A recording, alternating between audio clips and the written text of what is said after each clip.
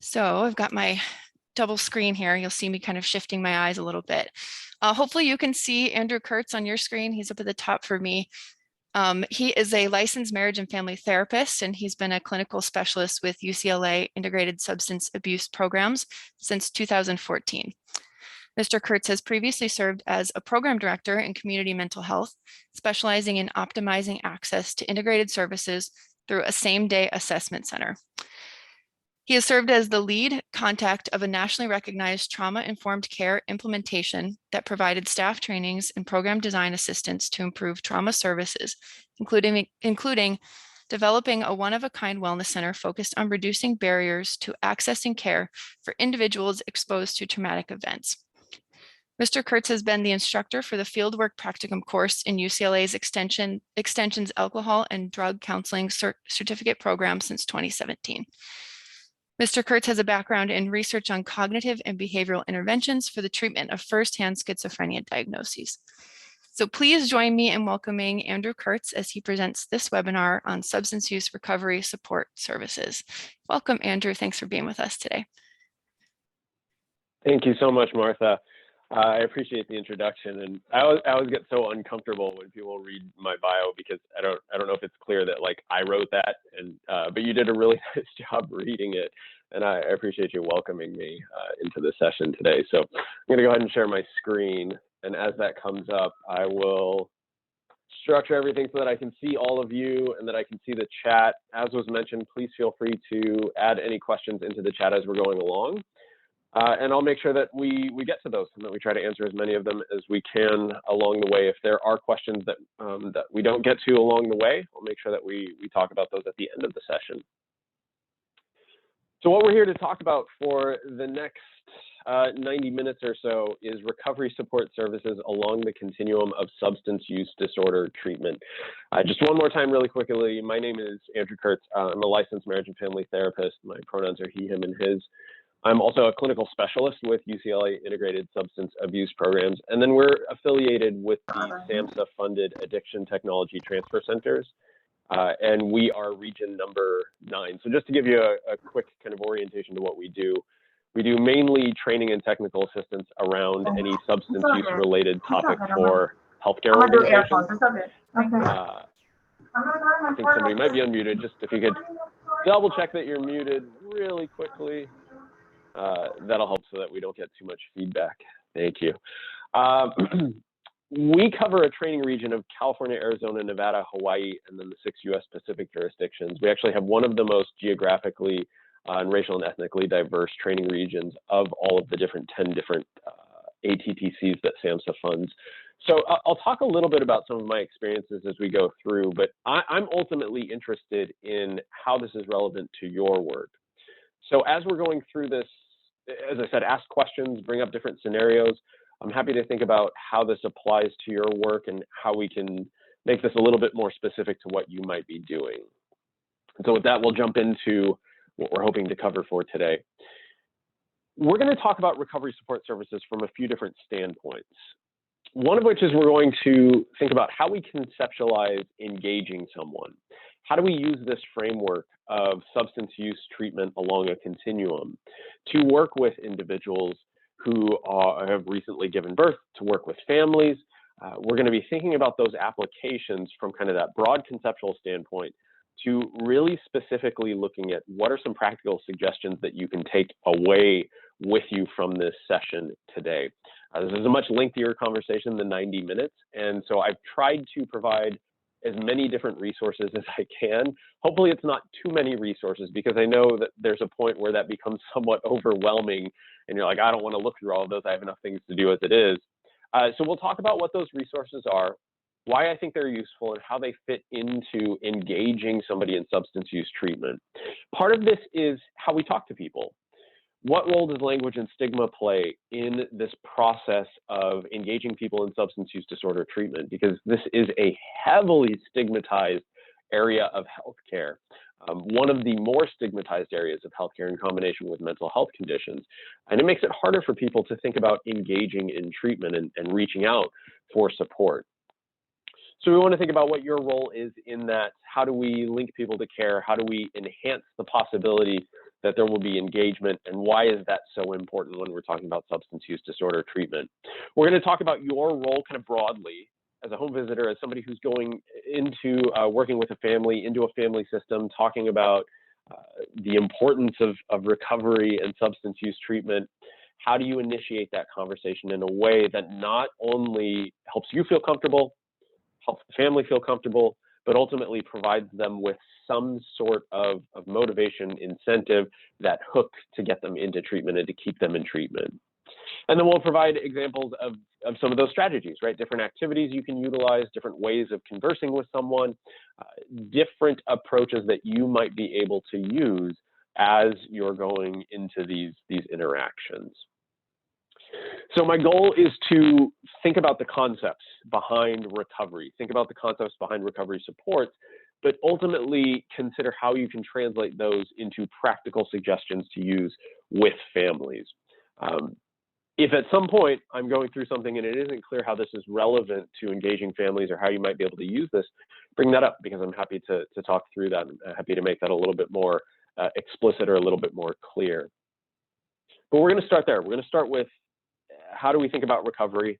Why is it important to think about recovery in this particular way before we get into the strategies? And I often like to start with this. So you can answer in the chat if you want to, or you can play along at home, however you want to do this. But how long does substance use disorder treatment take? This is a really open-ended question on purpose. This is purposeful. And what I want us to think about is not so much the one right answer to this question, but how complex this question actually is.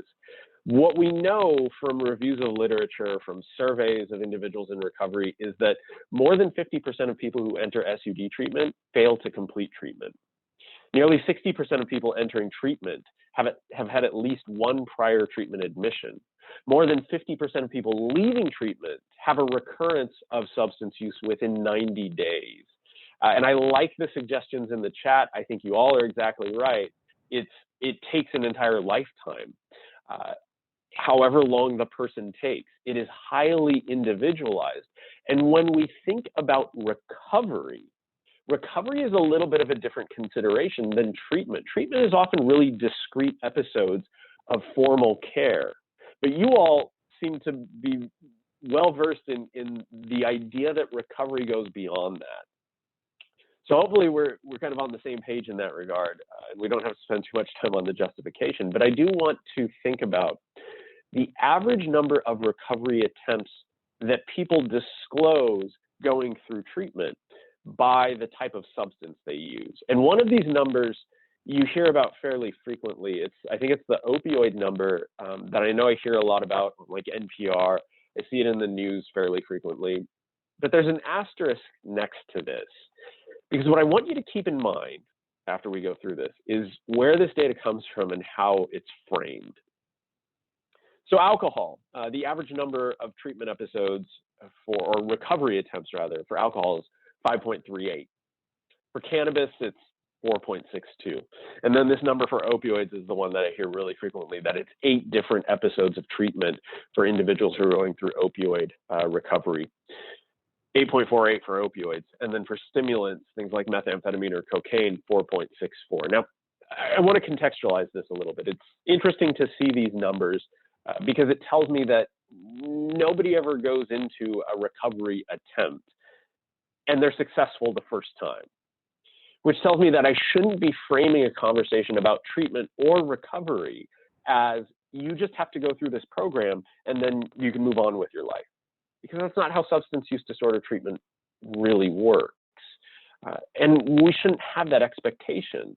One, because I think it puts an undue burden on the individuals we're talking with to have to meet an expectation that isn't really realistic or potentially reasonable in the time frame that we have with them. The other thing to consider is that this is asking people who are in recovery, identified as being in recovery, how many recovery attempts have you gone through? Meaning this is not formal treatment episodes. This is not a standardized conceptualization of how you move towards recovery. It's based on somebody's perspective of how many times have they tried and what's the average number that we're looking at within that. So take this data with kind of a grain of salt, contextualize it, and understand what it means as we're presenting it. I also think this is relevant when we see that number, more than 50% of people who enter SUD treatment fail to complete treatments. And we think, oh my gosh, why are we even sending people to treatment if half of them are failing? Well, I think we need to de-emphasize the word fail a little bit and understand that just because somebody doesn't complete treatment, that I can't check off that box that says you've gone through this program in the way that I've designed it, it doesn't mean that they haven't benefited from that program. And it doesn't mean that you haven't delivered something impactful to somebody that you've engaged with. This is a lifelong process, as many of you have mentioned. This is an ongoing process that needs different kinds of supports and different kinds of interventions or approaches, depending on where somebody is in their process. I have to keep that in mind. Because while the numbers look somewhat grim, the numbers don't tell the entire story. And the numbers don't reflect the progress that people make and the strengths and the resilience that they build as they're going through interactions with all of you, as they're going through interactions with treatment systems. We see similar data in other studies around methamphetamine treatment success, that if we look at who's using after they go through treatment, it's most people. There's significant use post-treatment. At 6-month follow-up, you have about 60% who report using. 12-month follow-up, about 70% who report using. And then more than 3/4 of people report using at 3-year follow-up. What this indicates is that treatment has a significant short-term benefit related to abstinence, but no significant difference in effect on abstinence at 3 years compared to no treatment. So again, a couple things to think about here. As long as treatment is in place, it's really effective. That's encouraging, right? So we know that even though people don't complete treatment, there does seem to be some other benefit that people are getting from being in treatment. The other thing to consider is that abstinence is not the only, and sometimes it's not the best, indicator of success in recovery. That simply because somebody reports use does not mean that all of the progress that they've developed, all of the skills that they've built are thrown out the window. It doesn't mean that now all of a sudden this person is a bad mother and we have to separate their kids and we have to take this family apart because they had a slip up. I mentioned there's a lot of stigma around substance use. There's a lot of stigma around what it means to be a new mother and to be coping with stress in various ways. And I think that while I don't want to give permission for somebody to use methamphetamine as a coping mechanism, I have to put this within context. Right? And I have to understand that just because somebody is using a substance does not necessarily mean that they are significantly clinically functionally impaired from an individual health perspective or from a parenting perspective. So again, I need to find that balance, and it's a tricky balance to strike because socially, we want to burn people at the stake if they're using any substances. Clinically, we don't want to say, oh, go ahead and use substances, right? We want to find that balance between where are you experiencing these functional impairments? What does this mean for your functioning, for your family's functioning? And how does this relate to your overall health and treatment goals?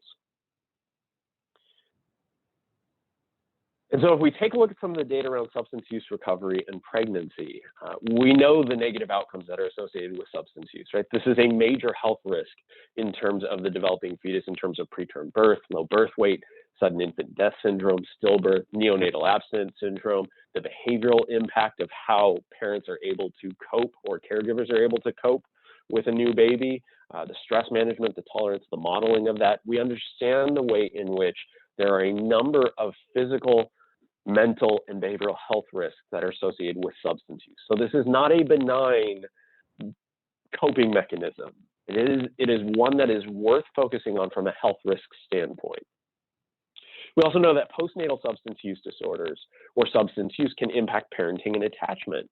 That somebody who is using maladaptive, from kind of a treatment standpoint, maladaptive coping mechanisms to manage the stress of having a new child at home, that can affect the development of the child as well as the attachment that they feel to their caregiver. Interestingly enough, we know that pregnancy is kind of we think about it as a teachable or reachable moment, because there are changes in how somebody functions during that period of time. That during pregnancy, individuals are more likely to suspend their substance use, but it doesn't necessarily indicate that they're likely to fully discontinue. It's a temporary window where we might be able to have a conversation about, hey, you're doing this. You're doing this in a way that people often think about is really difficult to try to achieve. This is one of the components of treatment that we focus on initially, trying to discontinue or reduce use, and you're doing it now. What does that mean? What does that look like for you? How is that beneficial? How do you feel as you're doing this? Unfortunately, we also see that recurrence rates are high in the 6 months following delivery. That makes complete sense to me. If somebody is using substances as a mechanism to cope, to self-medicate against things like physical ailments or stress or trauma experiences, and they're sufficiently motivated during pregnancy to suspend their use, but we're not having conversations about how to maintain that high degree of stress management following delivery in that postnatal period, it makes sense that people would be more inclined to go back to use during those 6 months following delivery. In a study of 152 pregnant women, 126 achieved abstinence during pregnancy, but the recurrence rates were high. 41% ended up using cocaine, 70% reported using marijuana, 82% reported using alcohol, with an average time to recurrence between 3 and 12 months post-delivery. We also know that if a new mother remained abstinent, they still reported high degrees of stress. I don't think I need to tell you that. I think that's pretty intuitive. What we focus on in this, again, is what are the supports? What are the mechanisms to support this individual, this new mother, this caregiver, in that really critical period postnatal, after delivery? If we're not looking at initiating supports or recovery support services during pregnancy and following that, then we're leaving somebody in a place where they're experiencing high degrees of stress without a ton of tools to be able to manage that. And when I talk about supports and I talk about tools, I think about it broadly, right? That this is not just something the individual needs to do. This is something in which we have to mobilize the community. We have to mobilize their natural supports, their informal supports, in addition to those formal treatment systems. How do we define recovery then? Well, about 20 million Americans are currently in recovery from an alcohol or substance use issue. What we're noticing in this conversation so far is that recovery is highly individualized. Recovery can occur naturally, rare, but it does happen, as we talked about during pregnancy, or it can be supported by treatment services. What we're looking at is the type of substance somebody may be using, how they're using it, when they're using it, and generally speaking, we don't tend to see a lot of kind of spontaneous abstinence with things like methamphetamine or cocaine. It does happen a little bit more with alcohol. It does happen a little bit more with cannabis products. And as we mentioned, as I talked about before, pregnancy provides a fairly compelling motivation to discontinue use. But we want to begin to build on that by thinking about how we support the individual. Recovery is not the same as abstinence or treatment. Abstinence and treatment can be very discrete experiences that are somewhat limited. And just because somebody's not in treatment doesn't mean they're no longer in recovery. Just because somebody had a recurrence of use doesn't mean that they're no longer in recovery. So I want you to think about this. How do you define recovery? How do you talk about recovery when it comes up? Or potentially as you're discussing this in an initial session with someone, how do you talk about recovery? How do you define it? How do you bring this up? How do you present this message in a way that helps people understand what we're talking about here? Because I don't know that the general population understands recovery in this way. You hear about somebody using and then discontinuing use and then using again, and I think the perspective is, well, that person isn't in recovery because they're using again. There are also some treatment settings where this is the case. There are some treatment settings that are very specifically abstinence only. And if you are not abstinent, if you are using anything, then you don't count as being in recovery. And I think there's no formal count of that unless you're discontinuing treatment because of that precondition.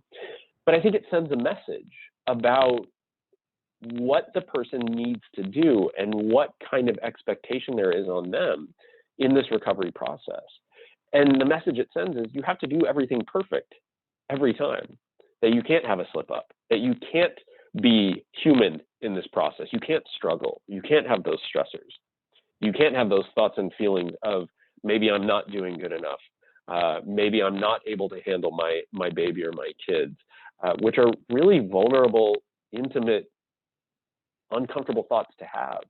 And then to potentially share that with somebody who's going to judge you, we want to try to flip that on its head so that people do feel comfortable bringing that to us in a way that doesn't judge them.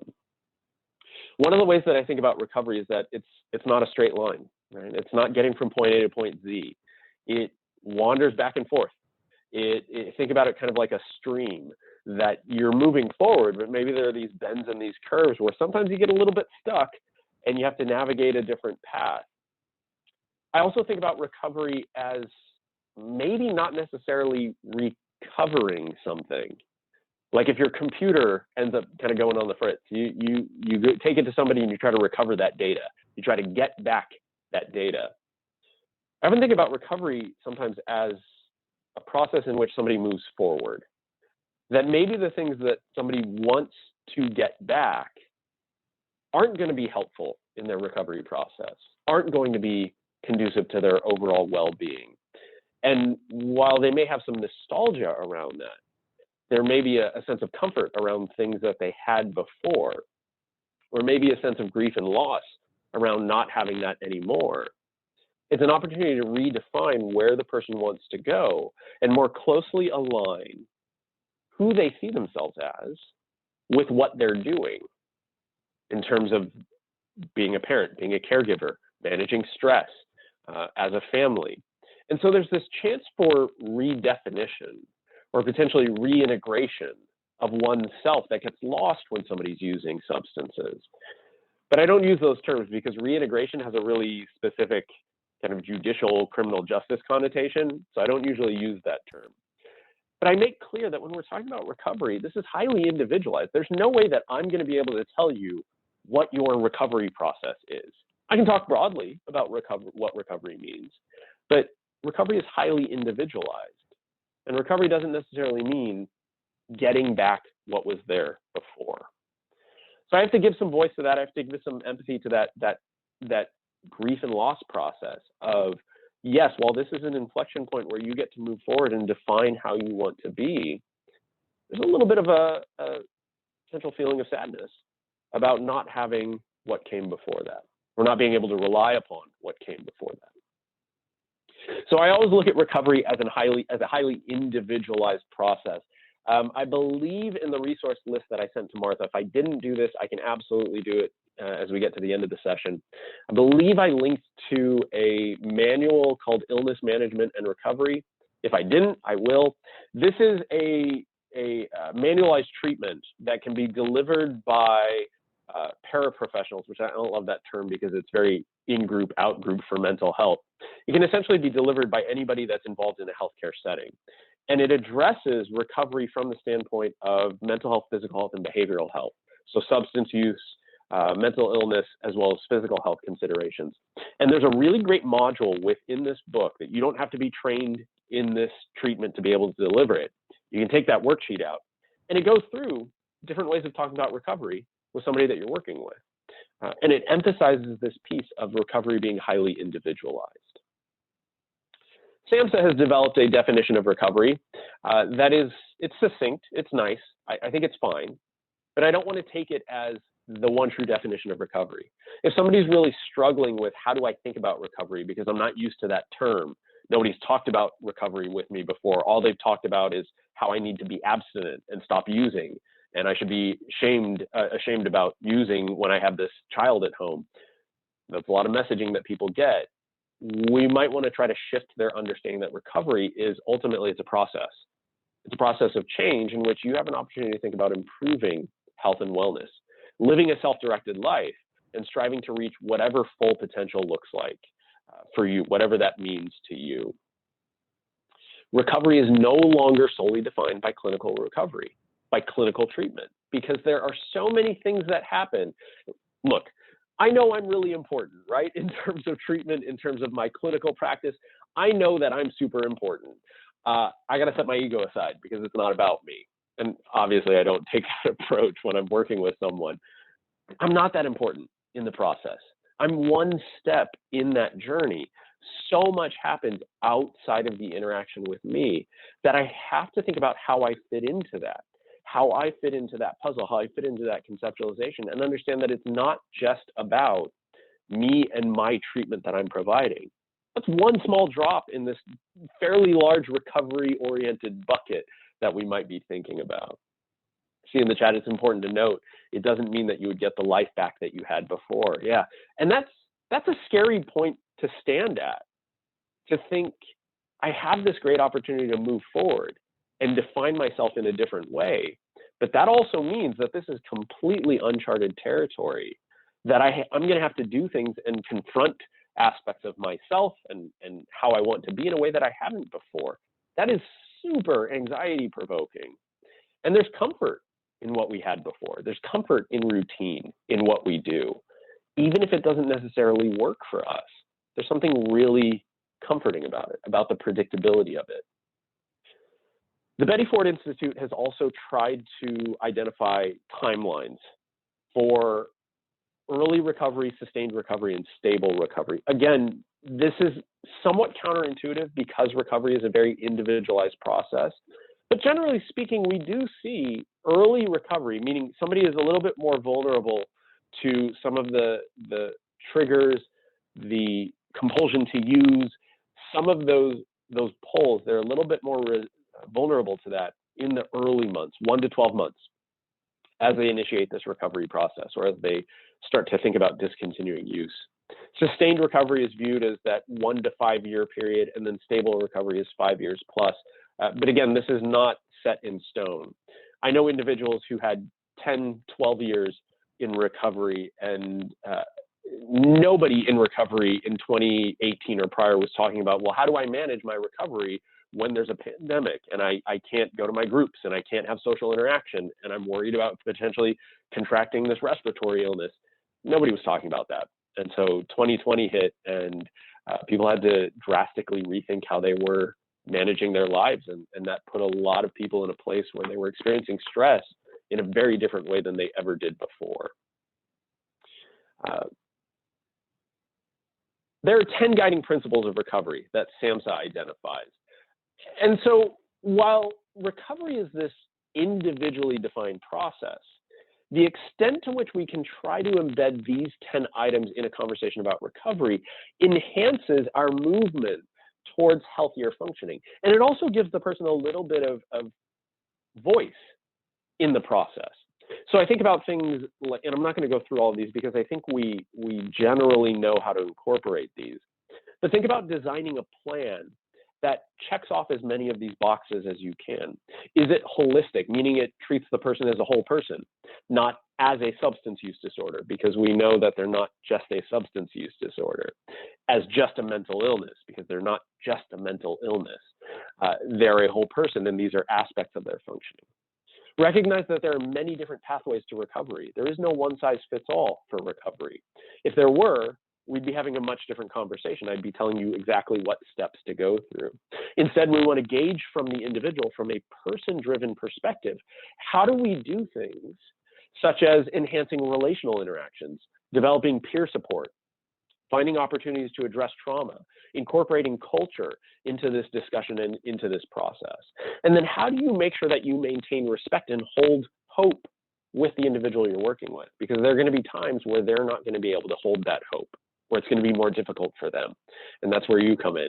Not in a way where you're patronizing them or looking at their perspective as overwhelmingly positive, but being able to empathize with the difficulty and keeping a focus on where there might be hope.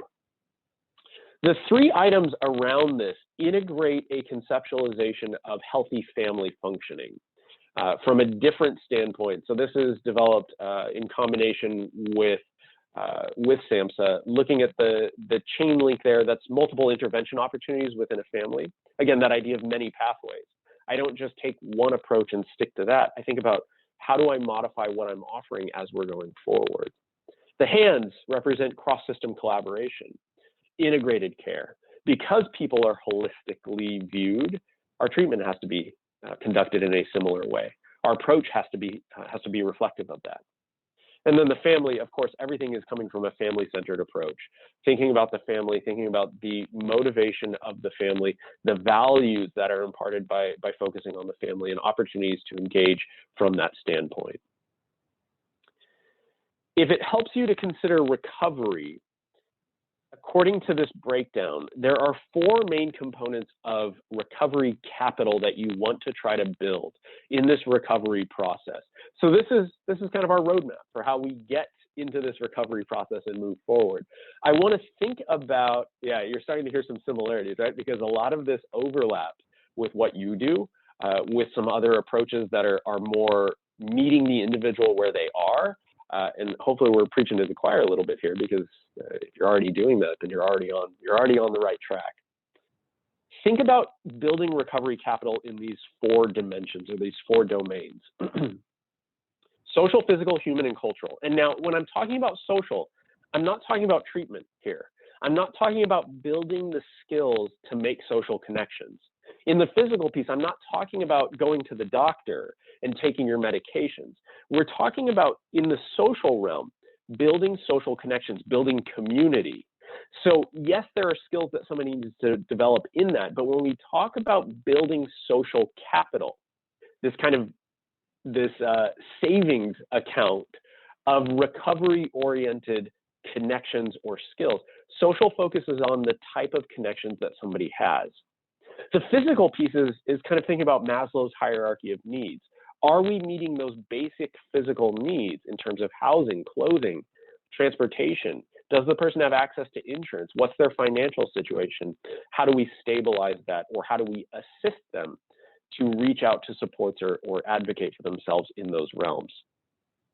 Human incorporates things like education about health-related functioning, positive health experiences, the values that somebody has, the knowledge they have, the experience they have, their sense of purpose, their interpersonal skills, all of those individual pieces that move somebody forward.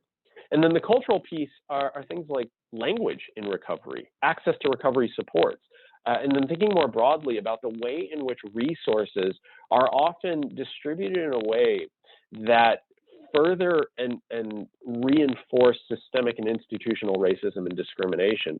So there are communities that don't have access to resources that other communities do. And while I wish we could address that interpersonally with those individuals, sometimes it requires us to think more broadly, more socio-politically, around the laws and regulations that are in place in our systems that perpetuate that kind of discrimination. The cultural piece is very involved, and it goes far beyond just that one-on-one interaction we may have with someone. But we know that building recovery capital is associated with improved outcomes, that as we think about this recovery growth, it has a momentum building effect where it ripples beyond our engagement, beyond our interaction with somebody in that short term.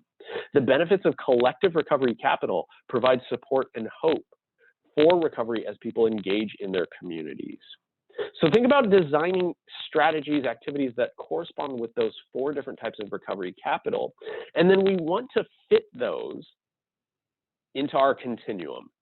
Pre-recovery engagement, recovery initiation and stabilization, recovery maintenance, and long-term recovery are some of it's one of the ways that I conceptualize the recovery process. Treatment fits into one small part of this in a very specific way, but there are other types of supports that we might consider at different points along this continuum. This is not the only continuum that we might keep in mind. We might also consider the way in which there are 5 points of family interventions. This is a model developed by SAMHSA that looks specifically at the kind of prenatal, perinatal, postpartum process, and some of the unique needs that are needed along this continuum. So this would fit within the recovery continuum, depending on where somebody's at in terms of their recovery, in terms of the treatment they may have experienced.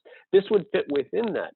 And again, the point here is not that you have to hit every single one of these markers on these continua. Instead, what we want to think about is different services can be useful at different points. So tailor what you're doing in order to meet the person where they are. What does that mean in terms of the recovery continuum? Well, let's talk about different points along that continuum and what strategies we might think about. In the pre-recovery engagement component of this, I really want to think about how do I talk about substance use? And this doesn't mean with a particular client or individual. It means broadly within our systems as we're doing outreach, as we're developing materials. How do I integrate a conversation about substance use in a way that destigmatizes substance use treatment or conversations about substance use? Substance use is highly, highly stigmatized. And we know that stigma is a negative stereotyping that separates people and groups. It's a fundamental cause of health inequities and some of that unequal distribution that we talked about related to resources, power, and privilege.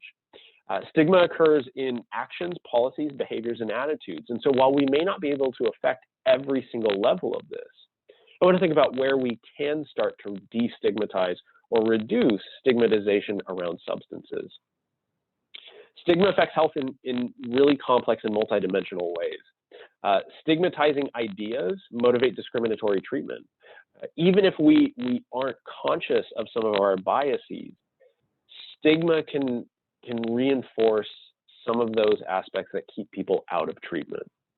We actually see stigma as a barrier to care in LA County.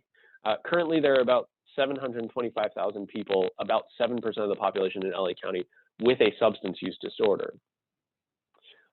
Because of rates of recurrence and challenges with engagement, substance use disorder patient medical costs are 2 to 3 times higher than non-substance use disorder patients. Barriers to care include stigma, particularly among individuals with co-occurring health conditions.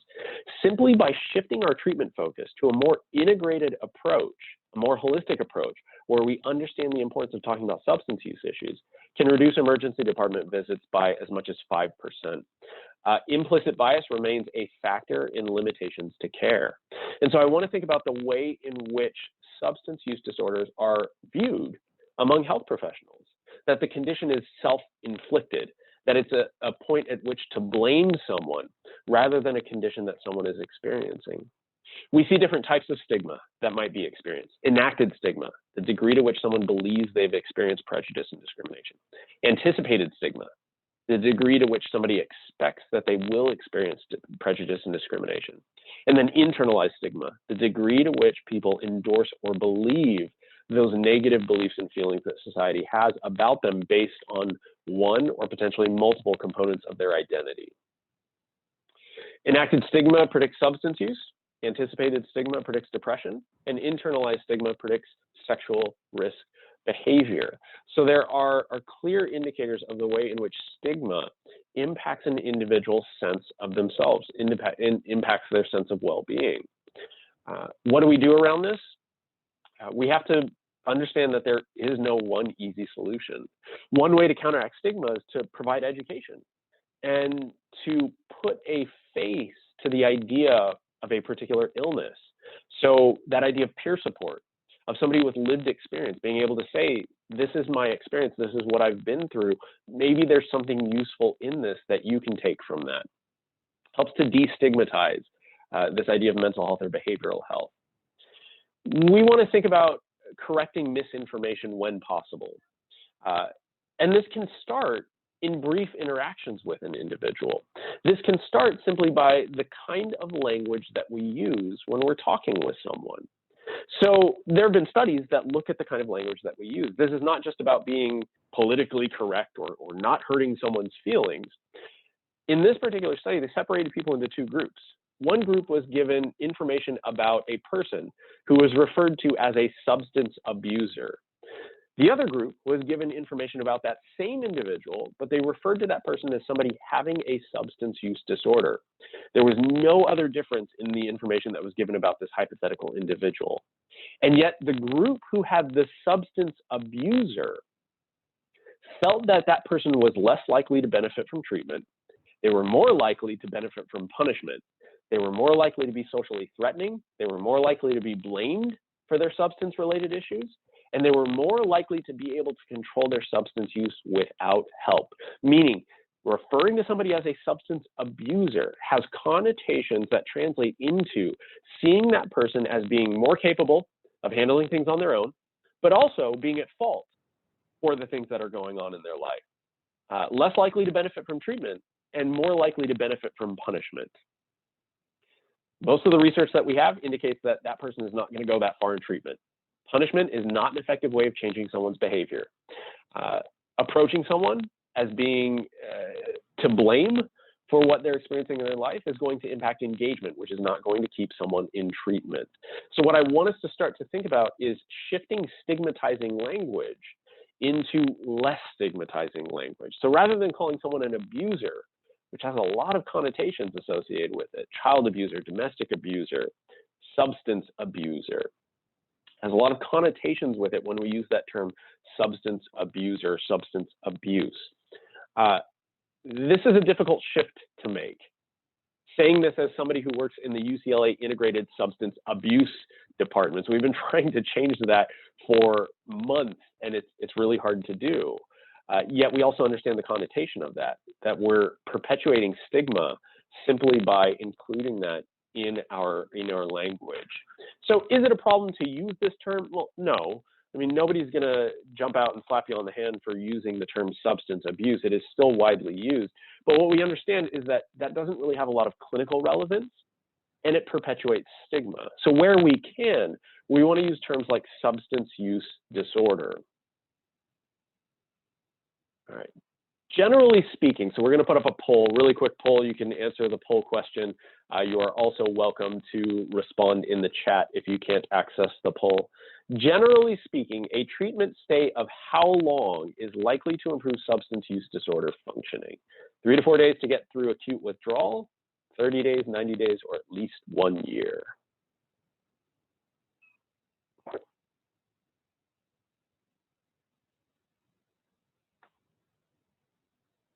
And so we'll leave that up for just a little bit.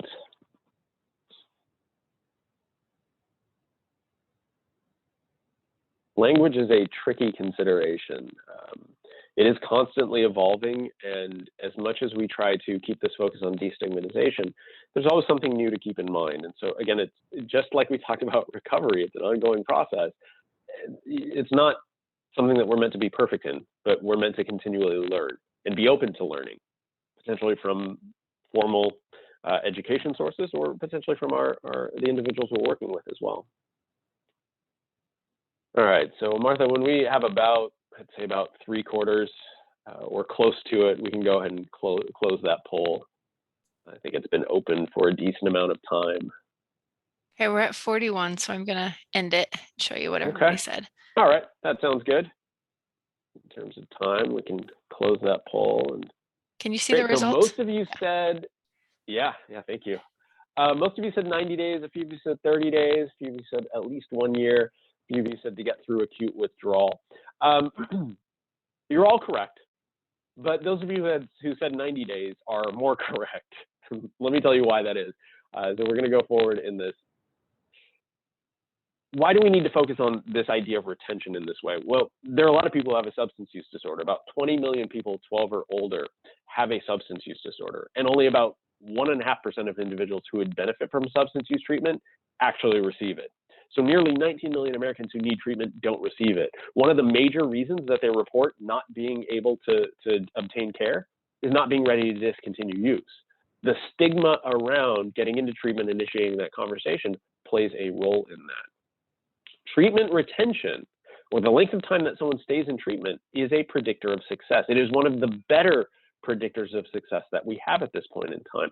A treatment stay of 90 days increases the likelihood of improvement in functioning. And we have multiple studies that indicate this idea of the longer someone's in treatment, the better the outcomes. Those of you who said 1 year were also somewhat correct, depending on what we look at. Individuals who are in heroin treatment for 1 year or longer were 4 times less likely to drop out of treatment early compared to individuals who were in treatment for a shorter period of time. We see that individuals who are in treatment at an outpatient level for 3 months or longer are less likely to use cocaine, are less likely to use alcohol, have fewer suicidal ideation or attempts, and are less likely to engage in sex-related HIV and AIDS risk-related behaviors. This is just one small part of the story. You have a number of research articles in your packet of slides that go through how we understand this idea of being in treatment as related to positive outcomes. This is not necessarily a causal relationship, though, because there are some short-term treatments like Project Match that have been shown to produce positive outcomes in a third of the time. And so if treatment time isn't the only predictor of success, what accounts for the outcomes in these studies?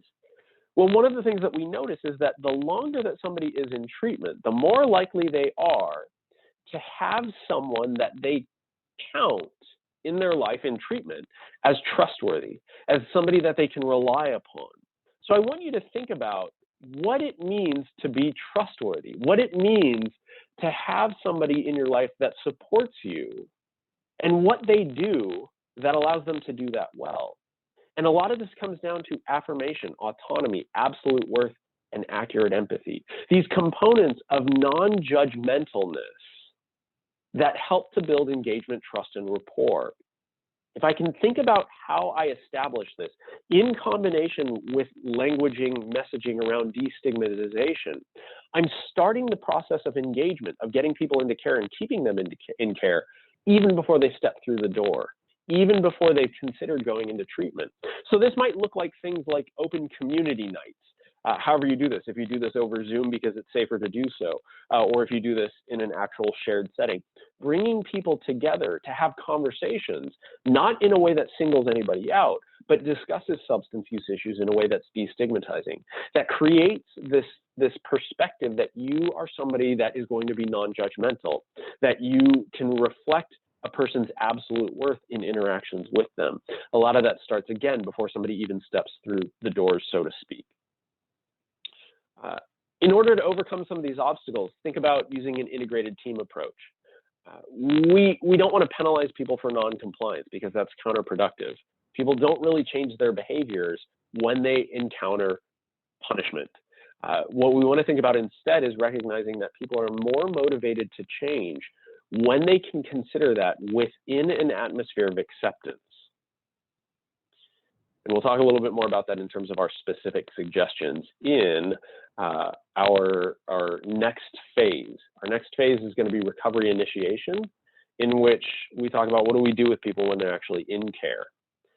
Text reminders and having online appointments is a good way to reduce barriers. Now, some of this may work for you, some of this may not. Information and welcome packets can be useful. Medication organizers, or really anything that helps someone organize their recovery process. Education for providers outside the field, reaching out to individuals who might not be part of this kind of community and trying to provide this information to them as well. Peer support, advisors to give practical social support. So there might be case management, flexible weekend and evening hours, transportation where available. Our next quiz, social isolation has been shown to A, have little to no impact on the course of chronic illnesses, B, have the same impact on life expectancy as smoking, C, be a critical focus that is often neglected in treatment, or D, not really matter that much if someone really enjoys being alone.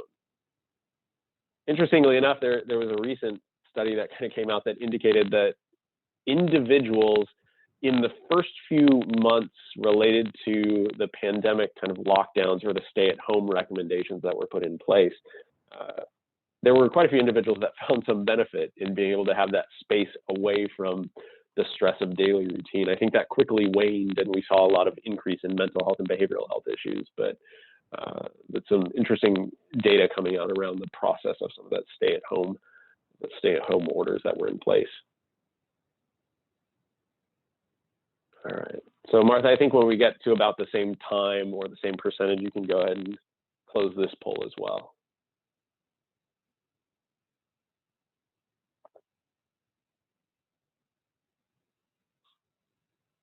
All right.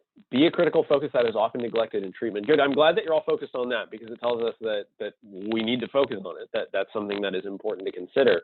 It's actually have the same impact on life expectancy as smoking. And so what we notice is that social isolation is bad for people's health. Even if somebody likes to be by themselves, even if they're somewhat introverted, having social connections and community can be really important in terms of illness trajectory. The fewer social relationships someone has, the shorter their life expectancy, broadly speaking. The effect of social relationships on life expectancy is comparable to cigarette smoking, hypertension, experiencing obesity, and levels of physical activity. And in fact, research has shown that individuals who have fewer social connections are more likely to initiate cigarette smoking anyway. So we want to think about how do we build social resources? What concrete or symbolic items can be used to exchange between people? Could that be knowledge? Could that be actual exchanges of interests or hobbies? How do we get people connected to one another's, and how do we enhance this idea of social networks? Social networks are multidimensional systems. There is no one-size-fits-all in terms of social interaction or functioning. So we want to think about the individual factors of how somebody develops a network, their personality, think about their families, think about where they are socioculturally, and try to embed as much of that as possible into the conversation. Now, what are things that you can do in treatment? What are some practical suggestions? If somebody is using alcohol or opioids, consider linking them up with a provider who can provide medications for those particular substances. This is a list of evidence-based or evidence-supported medications that can reduce alcohol use disorder symptoms as well as opioid use disorder symptoms. This is a whole training in and of itself. Hopefully you're familiar with these enough. I'm not going to go through all of them, but I'm happy to provide more information should you need it. We see that when people are provided with medications early in treatment, they're more likely to come back to treatment because it gives them something that provides some relief from discomfort. It gives them that opportunity to think about feeling better. So whether we do that through medication or some other source, it's a benefit to keeping people engaged. NIATEX has a database of promising practices that you can look at if you're looking at enhancing things like retention and engagement. These are evidence-supported interventions that go through office-based improvements, assessment, level of care, collaborative approaches. They are really detailed in terms of how you implement them. And so if you're looking at from an organizational perspective, enhancing some aspect related to retention and engagement and trying to track that, this is a great database to look at, and it's niatex.net to access those 30 different supported interventions. What can you do as a provider? Prevention is always a good idea. So using standardized screeners to screen for substance use issues and initiating a conversation around that. So something like SBIRT, screening, brief intervention, and referral to treatment, which you'll have a link to a recorded video from one of our colleagues who's given a talk on that. That'll be part of your resource list. Active referral is key. Just giving somebody a list of something that you found on Google that you printed out and telling them, hey, good luck, you all know this, that's not good referral. That's not good engagement, and people tend to just put that aside and they don't look at it. But there are other strategies that we might think about in terms of engaging someone. 12-step groups like AA or NA have been shown to be really effective in supplementing treatment. Not only does it help to build certain skills related to recovery, it builds a sense of community. And while this is really effective related to substance use issues, 12-step participation hasn't been shown to be all that effective in terms of high-risk sexual behaviors. So think about that if that's the individual you're working with, if they are managing substance use as well as high-risk sexual behaviors, 12-step won't necessarily cover all of that, but it is effective from a substance use standpoint. And I think that 12-step is a great kind of supplement to what we do in formal treatment. Contingency management is getting a lot of attention currently. This is the idea of providing a positive reinforcer for somebody in treatment when they do something that is an expectation in treatment. So from a substance use treatment standpoint, what we would think about is if somebody provides a weekly urine sample that tests negative for any substances, then they receive that positive reinforcer. You can also do this for things like attendance. And there are a few different models of how you reinforce that behavior. But the point is that we want to focus on a specific behavior and provide some form of tangible reinforcement for that person meeting that expectation. So the goal here is to identify a behavior that's not vague. So we can't pick something like self-esteem. Somebody's self-esteem improved, and so I'm going to give them a reinforcer for that. I want it to be something really specific, something like a substance negative urine sample, something like showing up to treatment or meeting their attendance obligation, or maybe the number of times they participate in a group, something that is easily counted. This is a useful strategy for most substances, but is particularly important because of the effectiveness for things like methamphetamine use or cocaine use.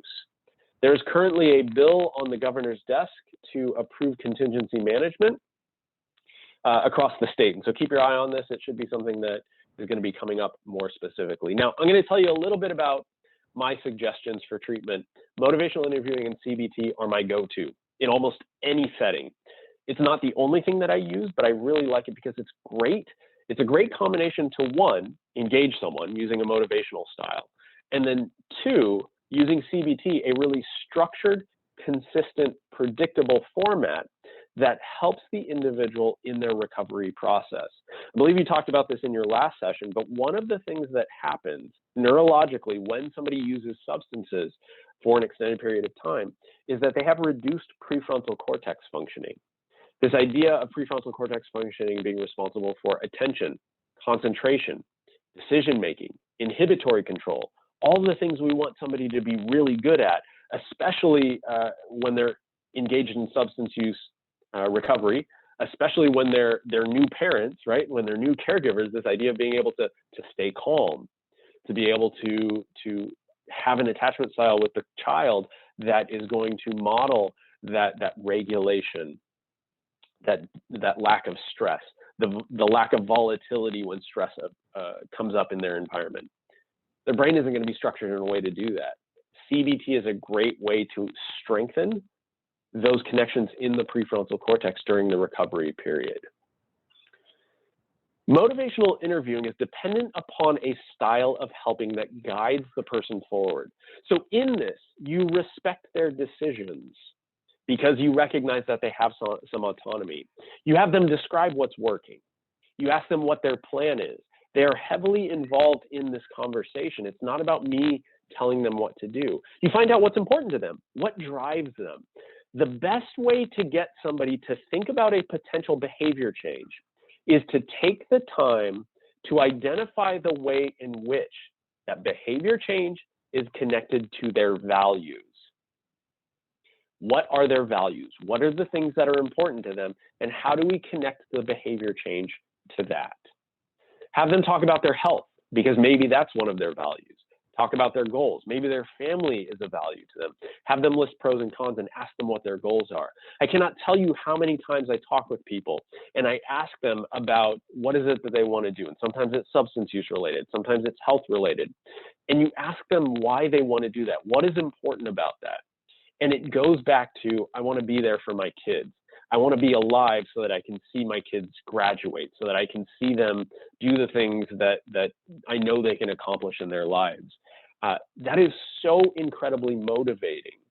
And if we can take that fundamental value that somebody holds and connect it to a health behavior, you're more likely to enhance their motivation. I don't do this with a warning, right? So I don't come in and say, hey, if you keep doing what you're doing, you're going to die and your kid isn't going to have a parent. That's not going to work.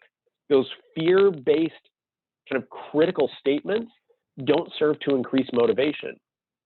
It'll increase the person's motivation to never speak to you again, but it won't increase their motivation to change their behaviors.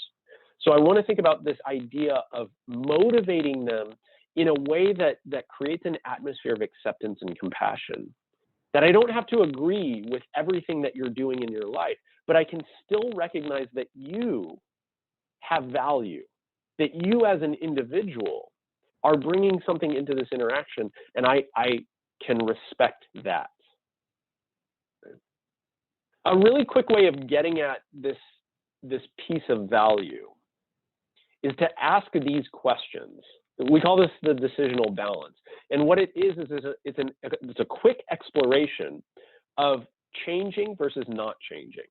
So the way I do this is the first question I ask is, for example, if somebody's using cannabis products.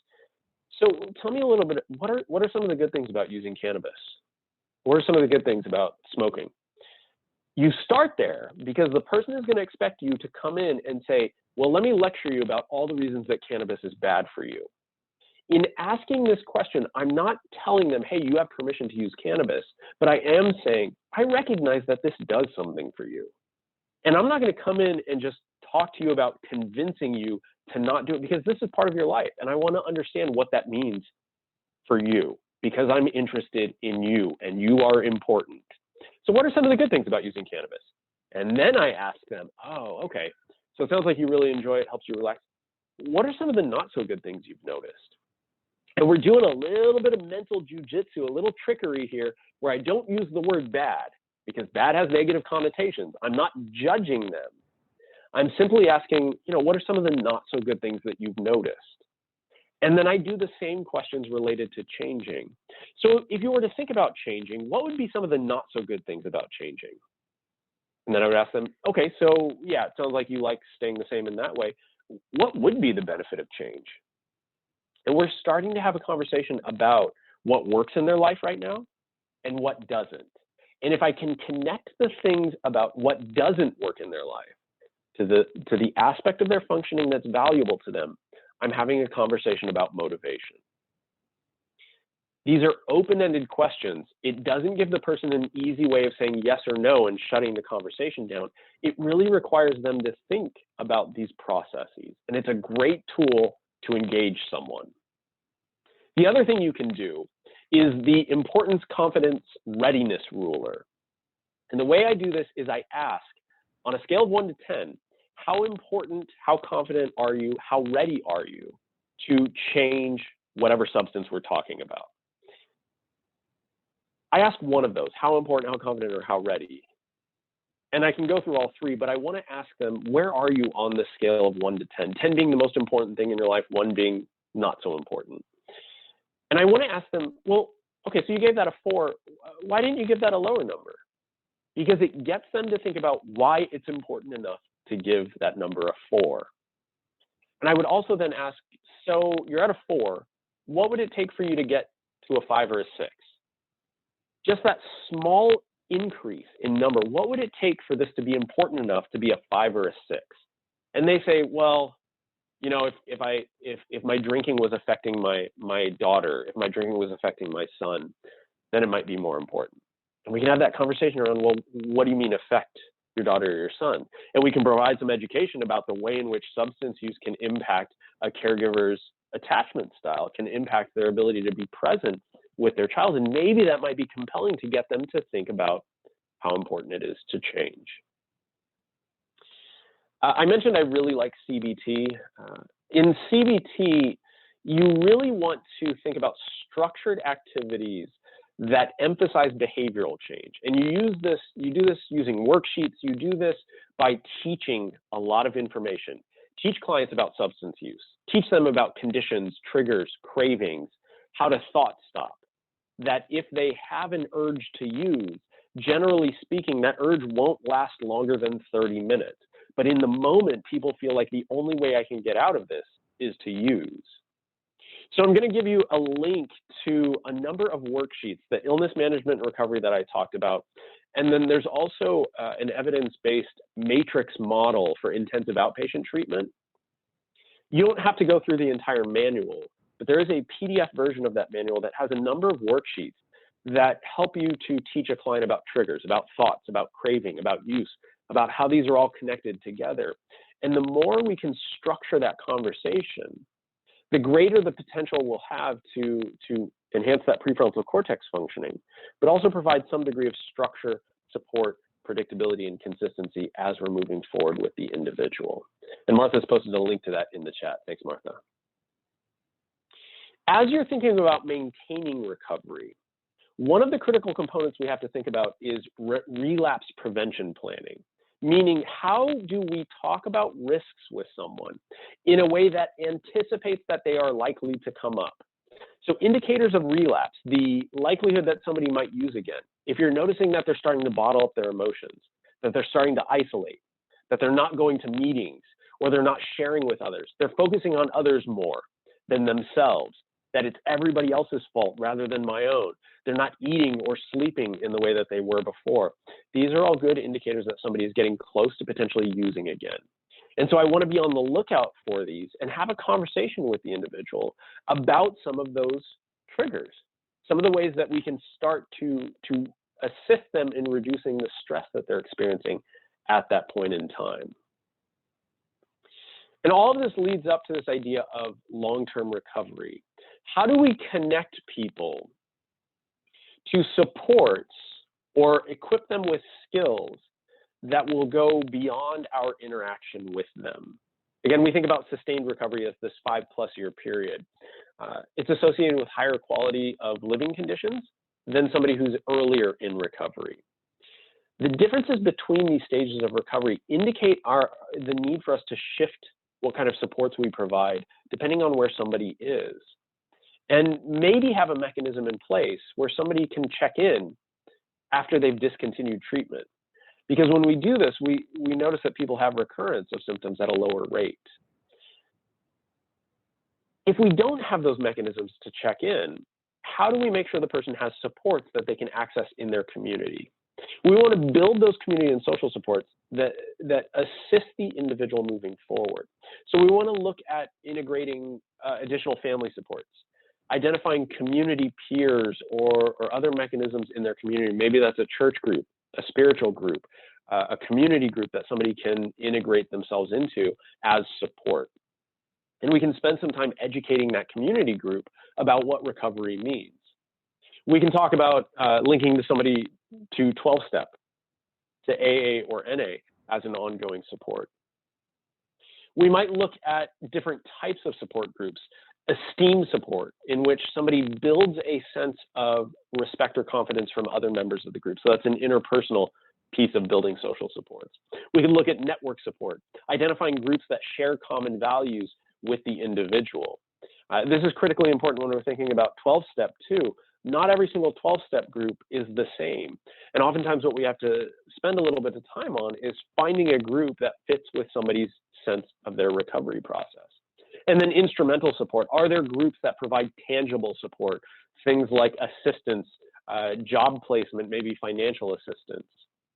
Know that community involvement comes in the form of both formal and informal resources. Informal resources are going to be things like support groups, health navigators, people with lived experience, those types of support groups in the community. If you're thinking about somebody with mental illness, NAMI is a really great group that it connects people with lived experience as a support network. You want to think about the fact that those individuals with strong social supports tend to remain in treatment longer, they tend to have better recovery outcomes, and they have a decreased likelihood of returning to use. The type of support matters.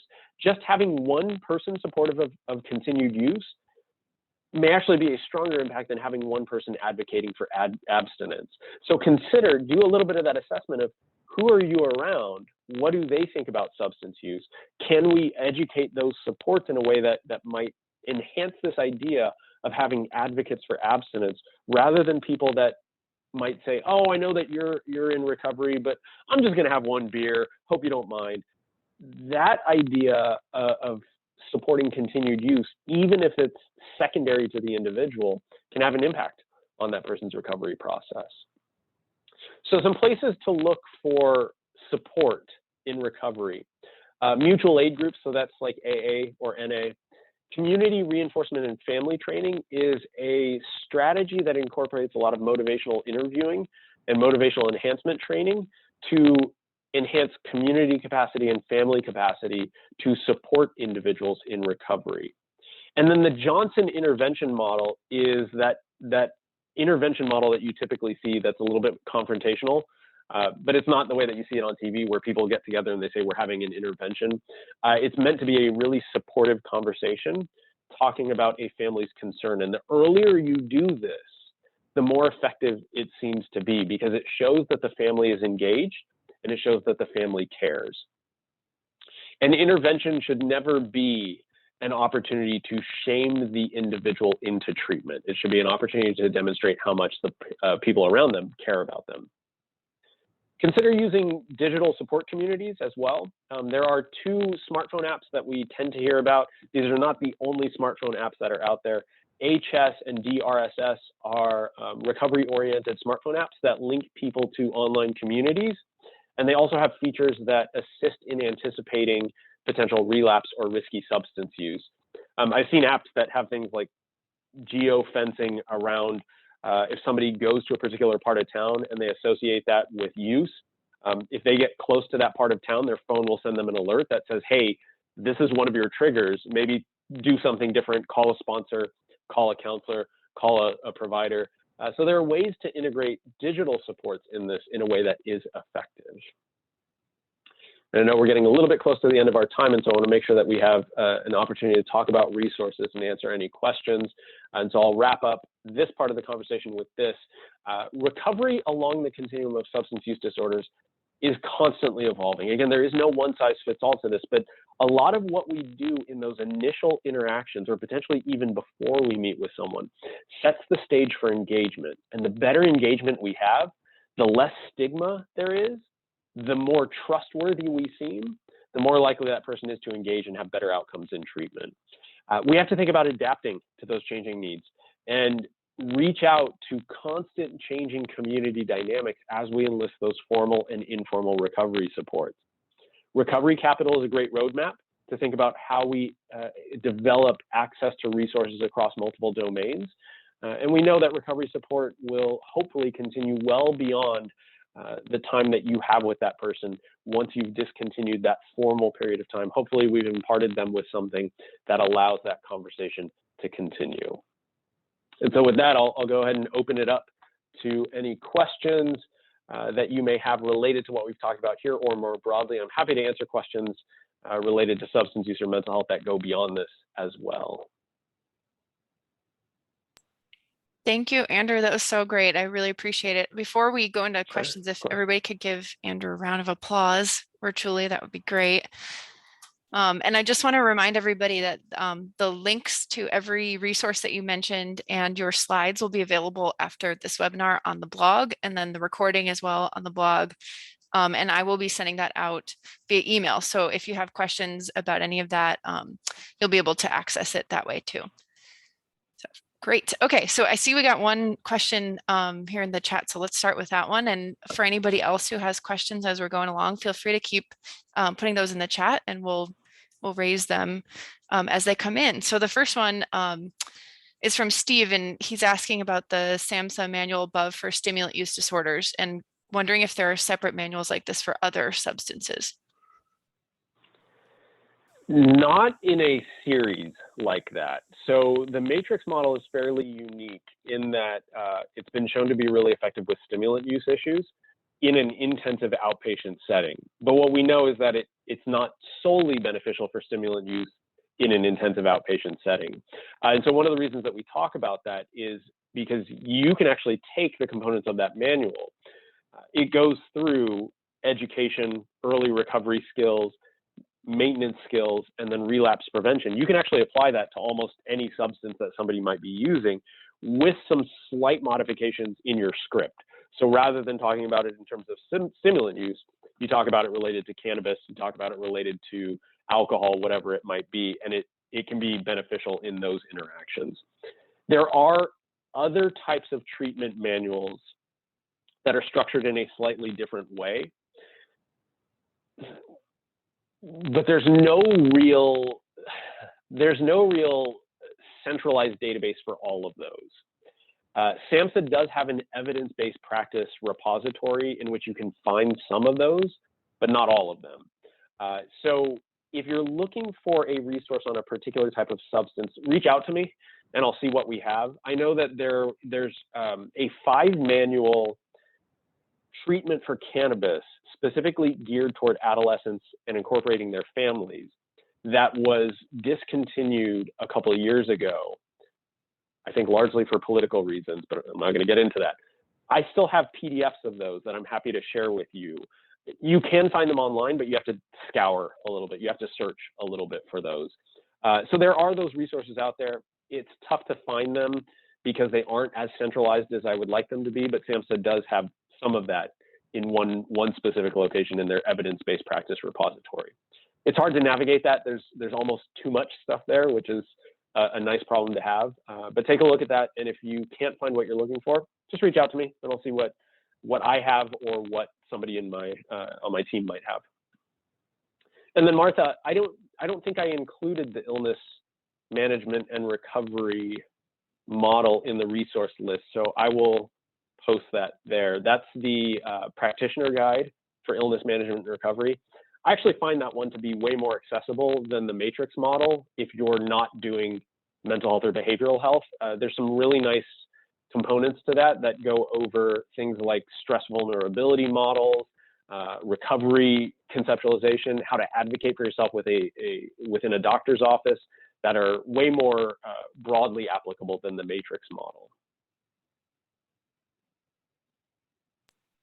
Great, thank you. And I will put that for everybody else who's looking at that long sheet that Andrew sent with a bunch of resources. I'll make sure it gets on that as well. So thank you very much. Long in a good way, because it's nice to have a lot of resources from this. So we've got a question here. I don't know that you have the stat right on you, but it's an interesting question from Maryland. What is the percentage of people with substance use disorders that also have a diagnosis of a mental illness? So there are significantly more individuals with a substance use disorder with a co-occurring mental illness than vice versa. I'm trying to remember the exact numbers off the top of my head. I think there are about 20 million people with a substance use disorder, and nearly half of those individuals have a co-occurring mental health condition. There are probably about, don't quote me on this because it might be wrong, I think there are about 50 million people with a mental illness, diagnosed mental illness, and maybe a quarter of those individuals have a co-occurring substance use issue. So again, if you're working with somebody with a substance use issue, they are significantly more likely to have a co-occurring mental health condition than vice versa, if that makes sense. Great, thank you.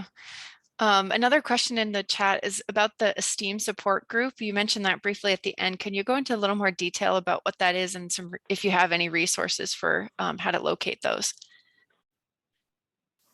Sure. The esteem conversation is a tricky one because this is a little bit more, this is more related to kind of the interpersonal piece that somebody brings into a group. So I would think about, as I'm thinking about developing esteem support, I would want to look at network support. So, right, how do I link somebody to a group that has shared experiences? But then I want to do some work with the individual to consider, as you're going into this group, what are you hoping to get from this group? How are you going to participate in this group? How do you decide that you are part of this group? And I don't know of any specific formal resources that build that. I guess somebody could do something like Toastmasters, but that feels a little too formal. I think about it more as kind of the skills that you develop before you go into the group. So it's almost like practice, right? So you want to practice the skills, you want to model those skills, do role plays before the person goes into the group to conceptualize what they hope to get out of the group. There's also a component of this that allows them to understand, how do they experience respect? How do they experience connection with others? And there's a module in the illness management and recovery book that talks about how do you disclose your substance use disorder, your mental illness? How do you disclose that socially in a way that is safe for you? And what do you expect to get back in that disclosure, in that conversation? So that might be one of the things, one of the skills that you think about as you're considering esteem support development. That could be one of the routes that you would go. There's also one other consideration that I have. It's an activity. It's less a formal resource and more an activity. and I'll see if I can share this with you all really quickly.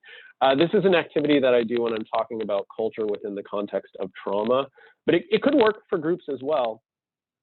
I ask people to think about, when you think about this group that you want to be part of, this community that you want to be part of, what activities and rituals do you engage in, right? So how do you know that you're doing something in this group? And then what do you get from the group?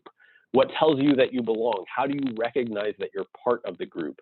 What about the group makes you feel affirmed and positive about yourself? So how do you know that you're included? How do you know that you get respect in that group in a particular way? And what makes you proud of the group? So what do you give to the group? How does that maintain that high level of kind of resilience that you could build from that particular group? Again, I think about this broadly when I'm talking about trauma in terms of culture, cultural groups or affiliations, but you can also apply this specifically to community groups if it seems relevant.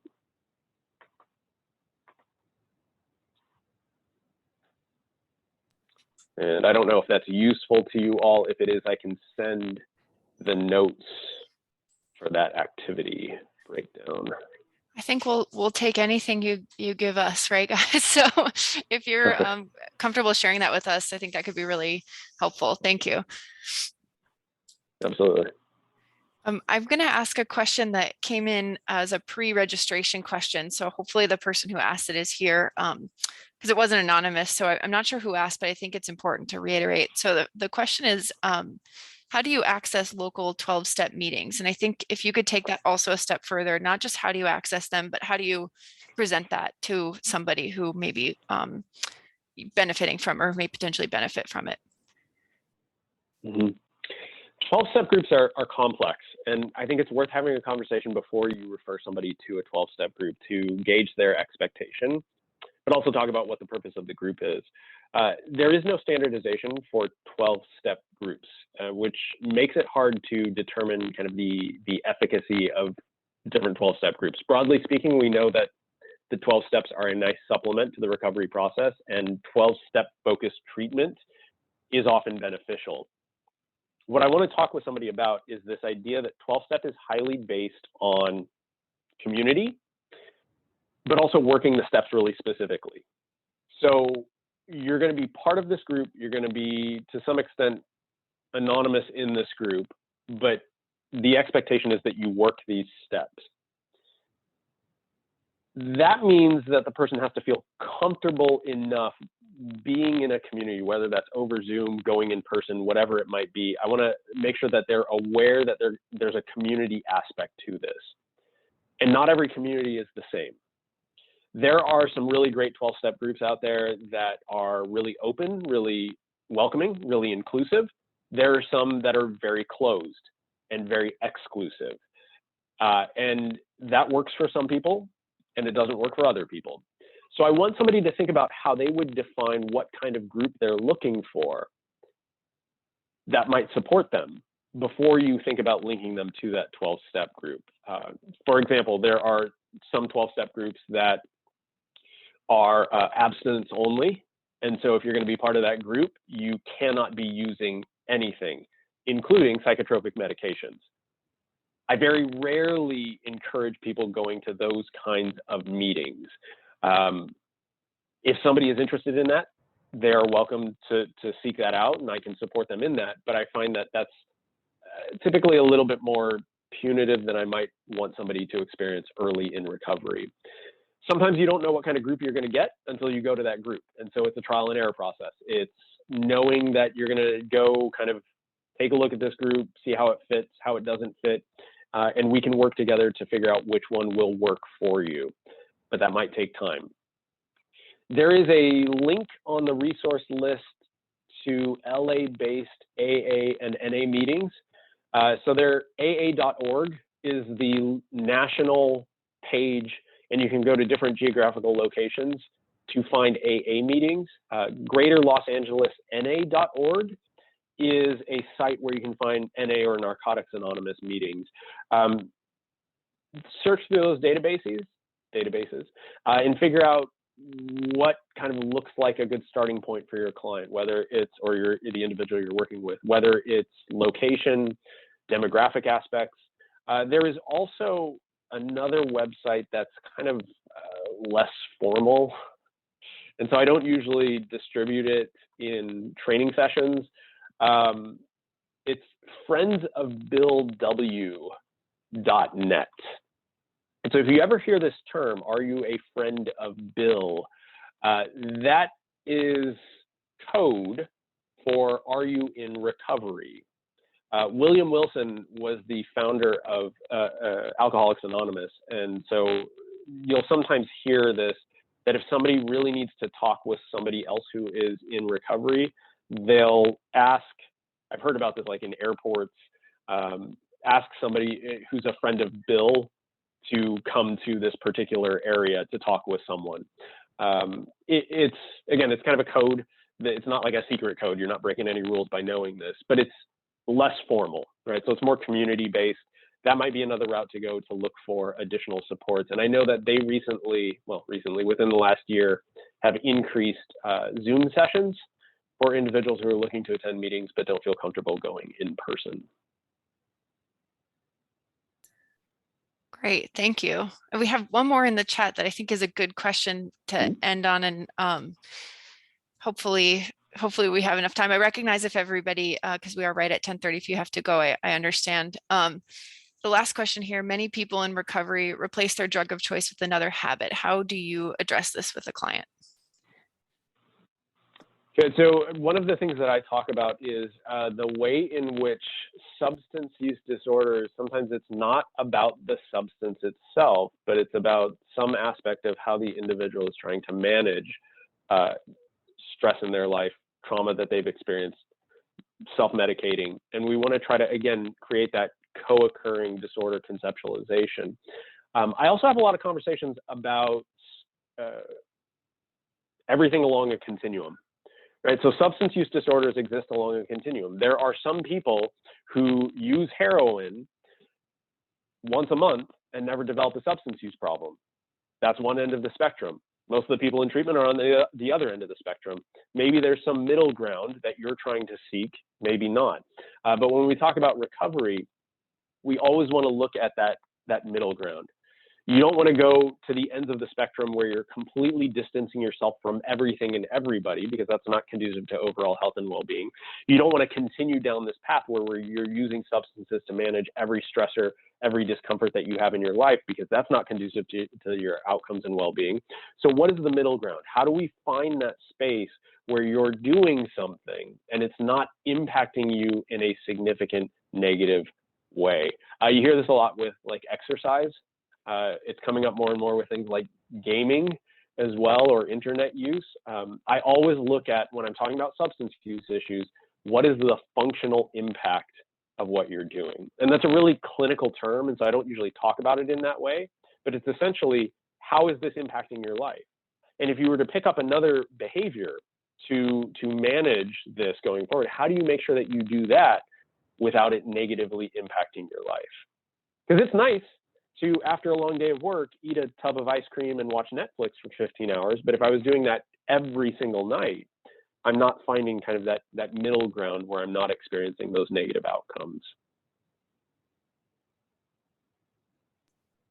Great, thank you so much. I feel like if we all had more time, we'd have a bunch more questions for you, because this has been so informative, and I know there's been a lot of questions in general coming in. So I appreciate this. I really appreciate the time that you took to put this together for us and be here with us today. So thank you so much. One more round of applause for Andrew, and hope to see you back at some point, Andrew, for probably more webinars and more follow-up, because there's a lot we could talk about here. Thank you everybody else too for being here. Yeah, thank you. And I'm going to put in the chat. Here we go. For everybody else, thank you for your time as well, and really appreciate everybody being here. There's an evaluation link in the chat. I will email it though, so that you don't have to copy it now. But once again, thank you, Andrew. Really appreciate your time. And thanks everybody else. Have a great rest of your day.